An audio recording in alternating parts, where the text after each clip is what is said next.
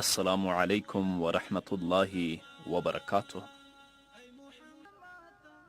قاری عبدالخالق توحیدیار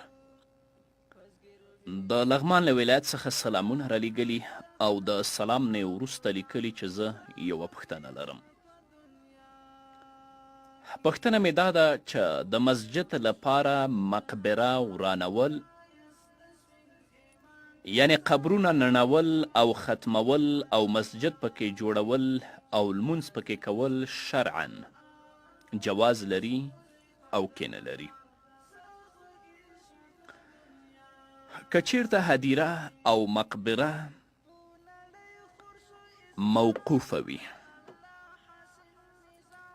او د مړو اجساد په غالب ګمان سره خاورې شوی وي، خپله هدیره موقوفه وي او د مړو اجساد په غالب ګمان سره خاورې شوي وي او کلیوالو د خپلو د مړو خښول پکې پریښي وي، نو بیا دغه قبرستان په جومات کې ګډول یا په دغه قبرستان کې جومات جوړول شرعا کومه ستونزه نه لري.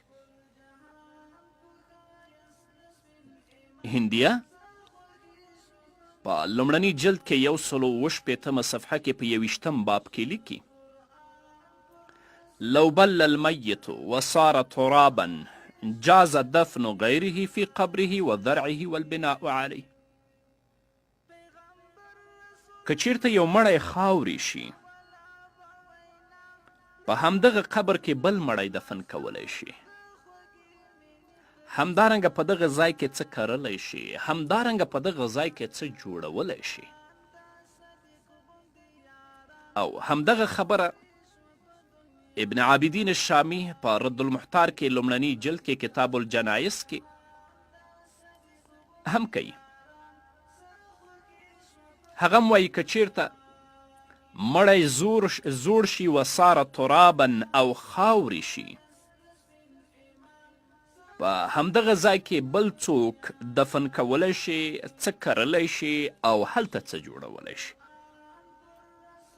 نو اوس که هدیره موقوفه وي، یعنی وقف شوي وي او د دې ترڅنګ د مړو اجساد په غالب ګمان سره خاورې شوي وي او کلیوالو د مړو خښول هلته پریښي، نو په همدغې هدیره کې او په همدغې مقبره کې د جومات جوړول شرعا کومه ستونزه نه لري.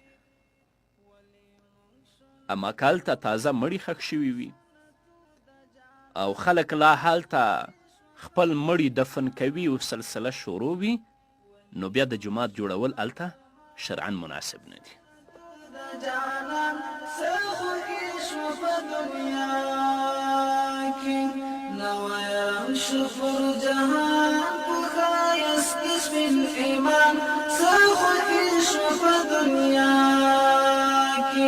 چې نازل شو قرآن پر رسول قدردان، څه خوښي شوه په دنیا